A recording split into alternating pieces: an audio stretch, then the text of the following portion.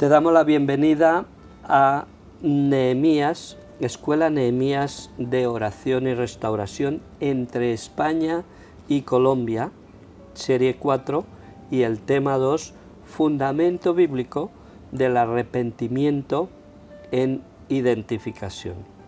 En el anterior programa hicimos una introducción de mi libro, Entre España y Colombia, y de nuestra labor estos 20 años a favor de la pacificación de Colombia. En esta lección te daremos los fundamentos bíblicos que nos han inspirado en esta labor. Después de la explicación bíblica que mi esposa hará a continuación, te pediremos que consideres la pregunta final. ¿Con qué entidad corporativa, comunidad, ciudad, país, te puedes identificar tú? Amén. 1. Nehemías es un ejemplo de arrepentimiento en identificación con su pueblo. Nehemías 1, 5 a 10. Te ruego, oh Yahvé, Dios de los cielos, fuerte, grande y temible, que guarda el pacto y la misericordia de los que le aman y guardan sus mandamientos. Esté ahora atento tu oído y abiertos tus ojos para oír la oración de tu siervo, que hago ahora delante de ti día y noche por los hijos de Israel tus siervos. Y confieso los pecados de los hijos de Israel que hemos cometido contra ti. Sí, yo y la casa de mi padre hemos pecado. En extremo nos hemos corrompido contra ti, y no hemos guardado los mandamientos, estatutos y preceptos que diste a Moisés tu siervo. Acuérdate ahora de la palabra que diste a Moisés tu siervo, diciendo: si vosotros pecares, yo os dispersaré por los pueblos, pero si os volviereis a mí y guardareis mis mandamientos y los pusiereis por obra, aunque vuestra dispersión fuere hasta el extremo de los cielos, de allí os recogeré y os traeré al lugar que escogí para hacer habitar allí mi nombre. Ellos pues son tus siervos y tu pueblo, los cuales redimiste con tu gran poder y con tu mano poderosa. En esta oración, a principios del libro de Nehemías, este hombre justo pide perdón por los pecados del pueblo de Israel, pecado que fue la causa de que Dios les dispersara entre las naciones.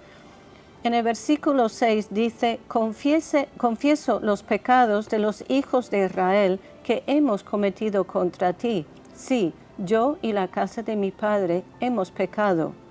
No sabemos si Nehemías personalmente había cometido los pecados que menciona en esta oración o no. Existen razones para pensar que no.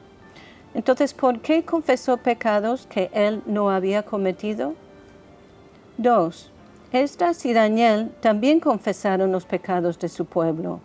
Esdras, en Esdras capítulo 9, y Daniel, en Daniel capítulo 9, hicieron confesiones similares. Al igual que Nehemías, las confesiones de estos hombres justos no fueron por pecados personales, sino por los pecados del pueblo. Nehemías, Esdras y Daniel pidieron perdón a Dios por los pecados del pueblo de Israel. 3. El rey David pidió perdón a los gabaonitas e hizo actos de restitución por los pecados que su antecesor, el rey Saúl, había cometido contra ellos cuando les dio muerte e intentó exterminarlos como pueblo. David, habiendo consultado a Dios, entendió que esta era la causa de que todo el pueblo de Israel estuviera sufriendo hambre por 3 años consecutivos y de que la tierra estuviera pasando por una sequía. En 2 de Samuel 21 vemos esta historia. 4. Las dos cosmovisiones contrapuestas del mundo. A lo largo de la historia bíblica descubrimos que la cosmovisión hebrea es de cuerpo y comunidad. No está centrada en el individuo, como sí lo está la perspectiva griega del mundo. Según la cosmovisión hebrea, el pueblo se relaciona con Dios como cuerpo, además de hacerlo individualmente. mientras la cosmovisión griega enfatiza la relación vertical que cada creyente tiene con Dios.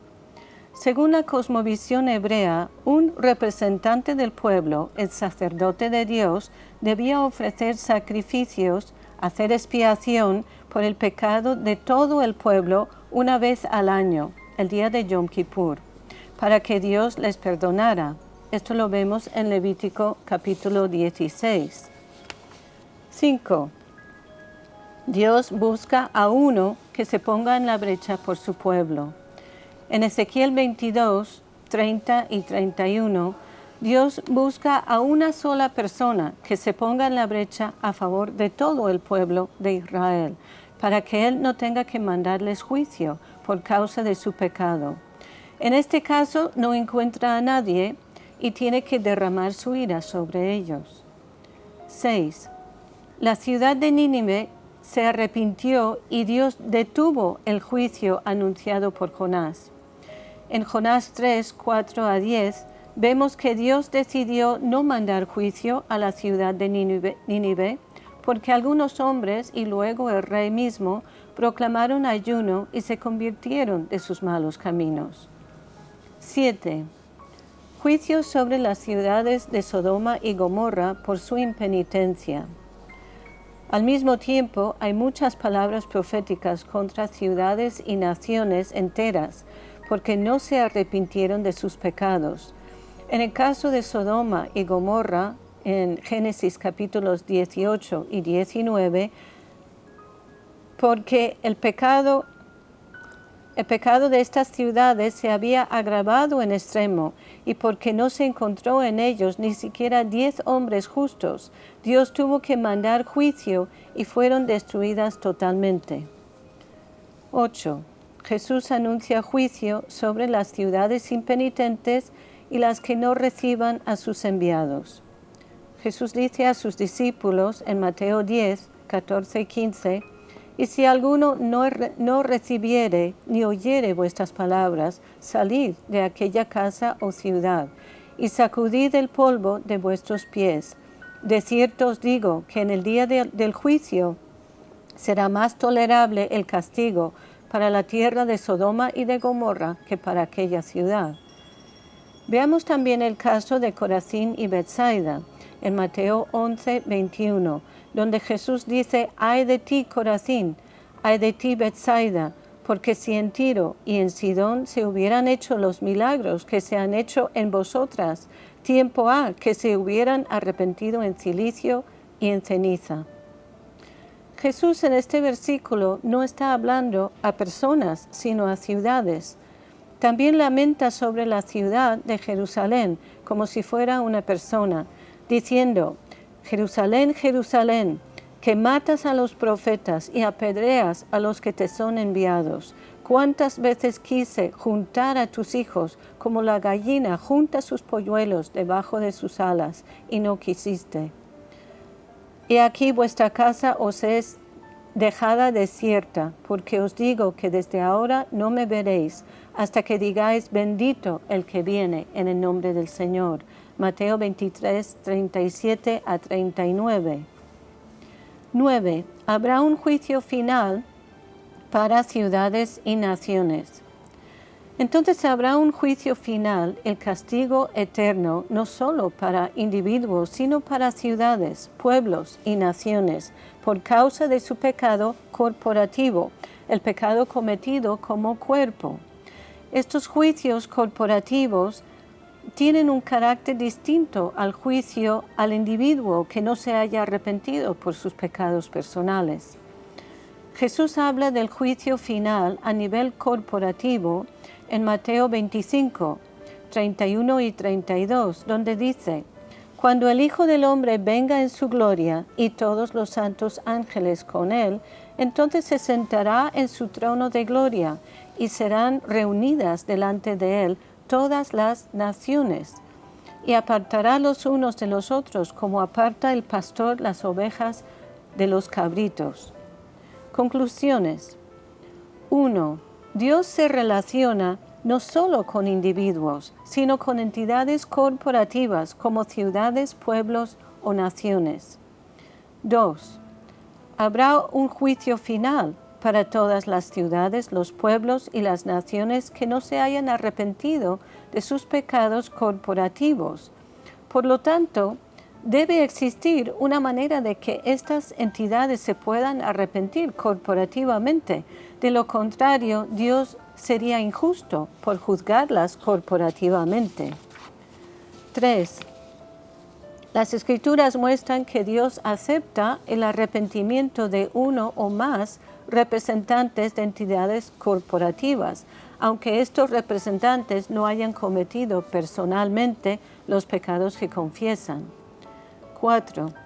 Si es así, ¿con cuáles entidades corporativas te puedes identificar tú para arrepentirte de sus pecados y para que no tenga que venir el juicio de Dios sobre ellas? Te vamos a invitar a que lo pongamos en práctica considerando esta última pregunta.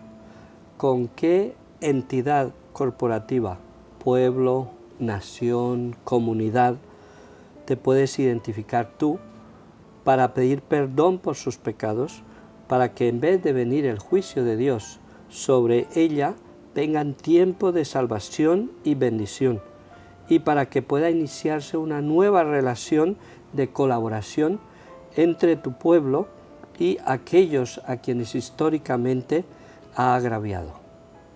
¿Con quién te puedes identificar tú?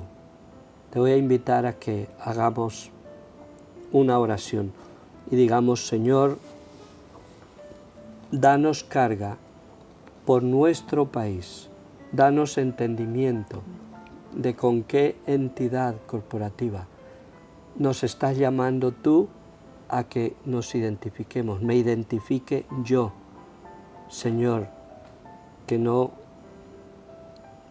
viva en apatía, en indiferencia ante los grandes problemas de mi sociedad, de mi mundo, sobre todo de mi país.